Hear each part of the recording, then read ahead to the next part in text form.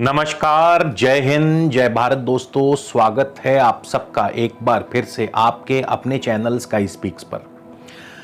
तो दोस्तों, आप सबको अगले महीने अप्रैल के महीने आने वाले नव संवत्सर एवं बैसाखी की हार्दिक शुभकामनाएं, ढेर सारी शुभकामनाएं। आज हम तुला लगन की बात करेंगे कि आगामी अप्रैल का महीना तुला लगन के लिए कैसा रहेगा।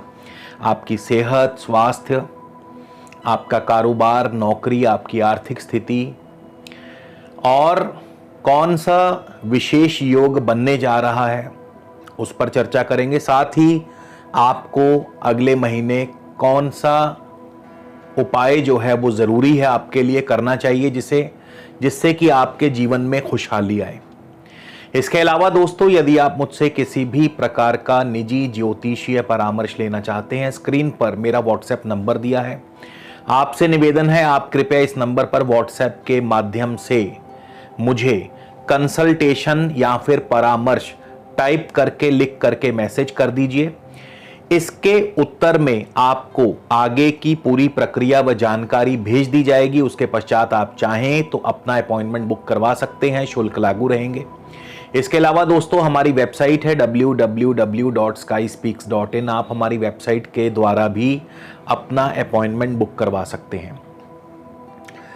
तो आगे बढ़ने से पहले बताना चाहूंगा कि ये जो आज का गोचर है ये लगन पर आधारित है। तो कृपया जिनका भी जन्म तुला लगन में हुआ है ये वही देखें, तुला लगन के जातक ही इसे देखें। और दूसरा, जब भी हम लगन के गोचर की बात करते हैं तो हमेशा दशा अंतरदशा का ध्यान जरूर रखें। जिस भी ग्रह का मैं जिक्र करूं, यदि मैं केतु की बात करूं या मंगल की बात करूं या शनि की बात करूं, तो आप समझ लीजिए कि वो ग्रह यदि उसकी आपको दशा अंतरदशा भी वर्तमान में चल रही है तो वो ग्रह आपको विशेष रूप से फल देगा। तो चलिए, सबसे पहले हम लग्नेश शुक्र की ही बात करते हैं। लग्नेश शुक्र आपको कैसा और क्या फल देंगे।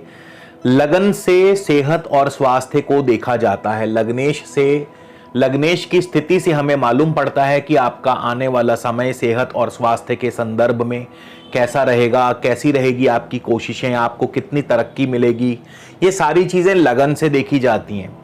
तो लग्नेश आपके शुक्र हैं और जिनको भी इस समय वर्तमान में शुक्र की दशा अंतरदशा है, लग्नेश की दशा है, तो आपको लग्नेश क्या फल देंगे। शुक्र आपके पंचम भाव में है और पंचम भाव में शुक्र जो हैं बहुत ही शुभ माने जाते हैं, क्योंकि शुक्र का कला से और मित्र राशि में है, कला से संबंध है।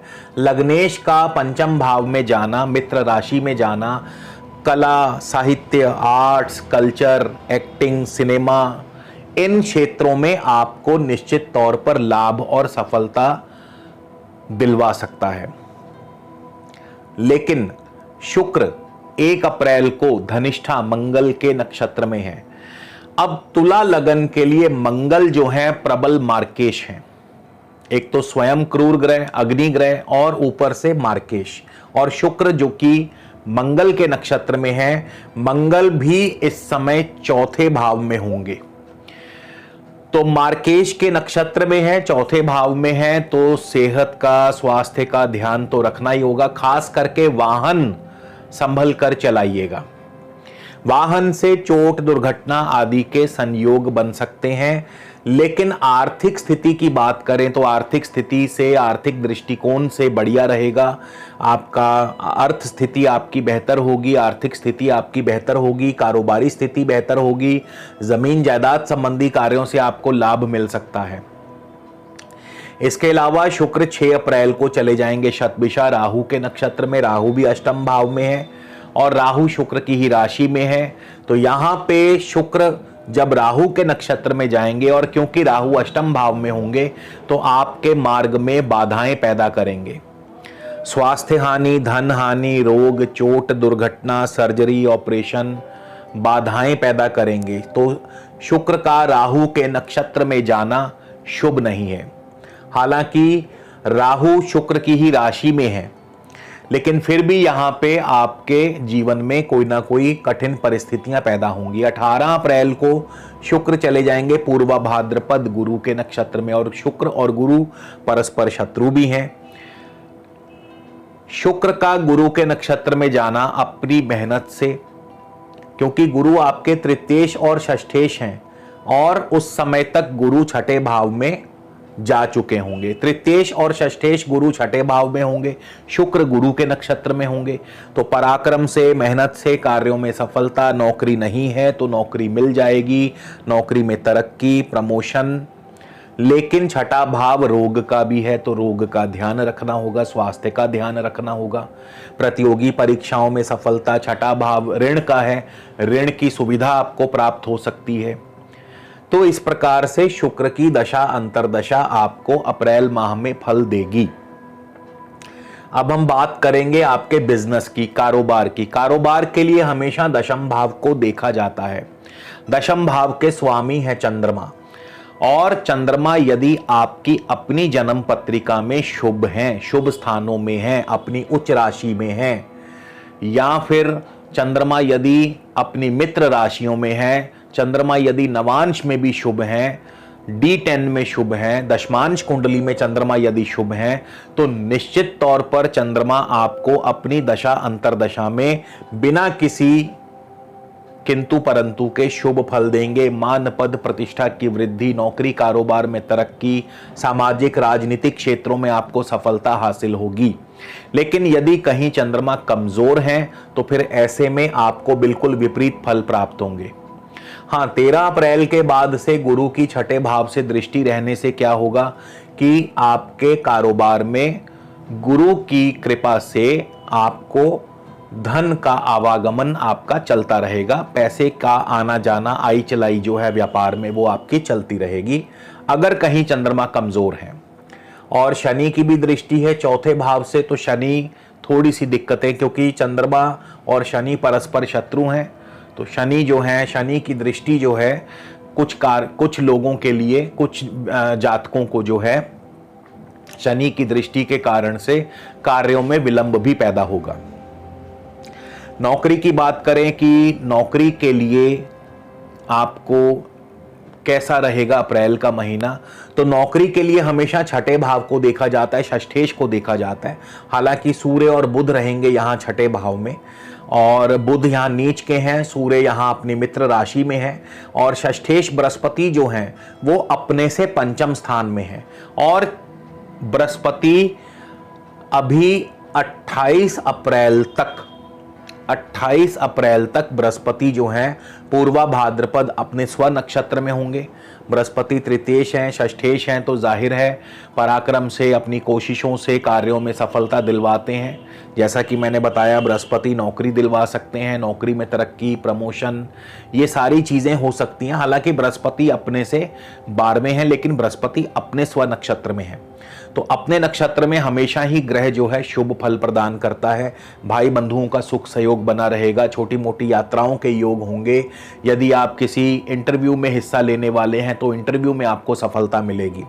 लेकिन 28 अप्रैल को बृहस्पति चले जाएंगे उत्तरा भाद्रपद शनि के नक्षत्र में, और शनि क्या है, चौथे और पंचम भाव के स्वामी, और शनि भी 29 को पंचम में आने वाले हैं। यहां पर आपके लिए नौकरी में दिक्कतें पैदा होंगी, खास करके जिनको बृहस्पति की दशा अंतरदशा चल रही है। तो जब तक बृहस्पति शनि के नक्षत्र में रहेंगे, नौकरी में परिवर्तन, नौकरी छूट भी सकती है, नौकरी जा भी सकती है, क्योंकि 28 तारीख के बाद से बृहस्पति चले जाएंगे शनि के नक्षत्र में। तो जैसे ही नक्षत्र परिवर्तन होगा, नौकरी में आपके लिए दिक्कतें बढ़ती नजर आएंगी, खासकर बृहस्पति की दशा अंतरदशा। इसके बाद आपकी आर्थिक स्थिति की बात करें तो इसके लिए मंगल और सूर्य को देखा जाएगा।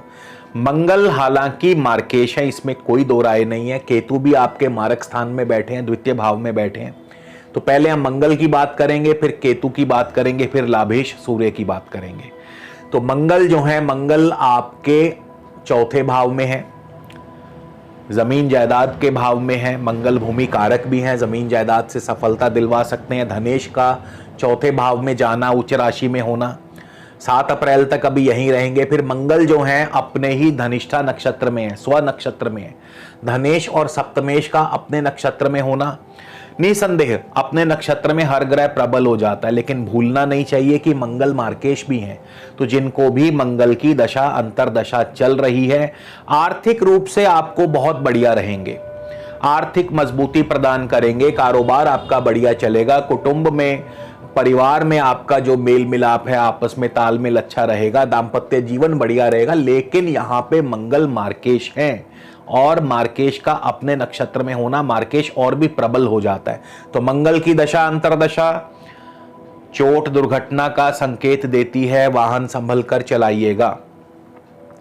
16 तारीख को 16 अप्रैल को मंगल चले जाएंगे शतभिषा राहु के नक्षत्र में। अब देखिए यहां पे बहुत ही एक विचित्र सी परिस्थिति पैदा हो रही है। मंगल होंगे राहु के नक्षत्र में और राहु उस समय तक आ चुके होंगे सप्तम भाव में मंगल की राशि में। राहु सप्तम भाव में मंगल की राशि में, मंगल स्वयं राहु के नक्षत्र में। तो ये जो परिवर्तन जो बना है ये शुभ नहीं है, क्योंकि राहु भी मारक स्थान में आ गए, मंगल राहु के नक्षत्र में, राहु मंगल की राशि में, दोनों प्रबल मार्केश हैं। अचानक कुछ भी घटित हो सकता है, तो सावधान रहिए। और इसके लिए उपाय भी मैं आपको बताऊंगा, वीडियो को अंत तक जरूर देखिएगा। तो उपाय भी बताऊंगा कैसे आप इससे बच सकते हैं। जहां तक आर्थिक स्थिति की बात है बढ़िया है, जहां तक कारोबारी स्थिति की बात है बढ़िया है, लेकिन जहां तक अचानक चोट दुर्घटना, ये इससे थोड़ा सा सावधान रहिएगा। इसके बाद केतु की बात कर लें। केतु धन भाव में बैठे। हम देखिए केतु भी मंगल की राशि में 12 अप्रैल तक रहेंगे। तो यहां केतु धन तो देंगे, इसमें कोई दो राय नहीं, धन देंगे, पैसा देंगे, लेकिन केतु भी आपको, केतु की दशा अंतरदशा में भी आपको जो है बच करके रहना होगा, क्योंकि केतु भी मार्केश, एक तो मारक स्थान में और मार्केश के नक्षत्र में राशि में है। इसके बाद 12 अप्रैल को केतु चले जाएंगे शुक्र की राशि में। केतु शुक्र की राशि में लग्नेश अष्टमें शुक्र पंचम भाव में होंगे। जैसा कि मैंने बताया, अपनी मेहनत से, अपनी कोशिशों से कला, साहित्य, आर्ट, सिनेमा, एक्टिंग, इन क्षेत्रों में लाभ होगा, शेयर मार्केट से लाभ होगा, लव लाइफ आपकी बढ़िया चलेगी। लेकिन क्योंकि शुक्र अष्टमेश है तो स्वास्थ्य का ध्यान रखना होगा। और केतु वैसे भी इस समय विशाखा गुरु के नक्षत्र में चल रहे हैं। गुरु क्या है? षष्ठेश, पराक्रमेश और षष्ठेश, और केतु गुरु के नक्षत्र में है। तो षष्ठेश क्या देगा? रोग देगा, शत्रु देगा, ऋण भी देगा, सफलता भी देगा, नौकरी भी देगा, पराक्रम से कार्यों में सफलता भी देगा, लेकिन रोग, ऋण और शत्रु भी देगा। तो केतु की दशा अंतरदशा अप्रैल में कुछ इस प्रकार से फल देगी। सूर्य की बात कर लें। सूर्य आपके लाभेश है। लाभेश सूर्य छठे भाव में है। वैसे भी सूर्य छठे भाव में शुभ माने जाते हैं, मित्र राशि में है। लेकिन क्या सूर्य वाकई शुभ फल देंगे? तो इसके लिए हमें देखना होगा सूर्य किन किन नक्षत्रों से गुजरेंगे। तो सूर्य की दशा अंतरदशा क्या फल देगी? सूर्य आपके 1 अप्रैल को रेवती बुध के नक्षत्र में होंगे। बुध नवम और द्वादश भाव के स्वामी छठे भाव में है, यानी इंपोर्ट एक्सपोर्ट से लाभ, नौकरी से लाभ, लंबी दूरी की यात्राएं, फॉरेन सेटलमेंट, फॉरेन बिजनेस से आपको लाभ होगा। आपके कारोबार में, आम कारोबार, डोमेस्टिक कारोबार में परिवर्तन या एक्सपेंशन हो सकता है। 14 अप्रैल को सूर्य चले जाएंगे अश्विनी यानी केतु के नक्षत्र में। मेहनत से कार्य सफल होंगे, एफर्ट्स ज़्यादा लगेंगे, सफलता उतनी नहीं मिल पाएगी। फिर 27 अप्रैल को सूर्य चले जाएंगे भरणी यानी शुक्र के नक्षत्र में। लग्नेश अष्टमें शुक्र उस समय छठे भाव में होंगे। यहाँ भी मेहनत मशक्कत करके ही कार्य सफल होंगे।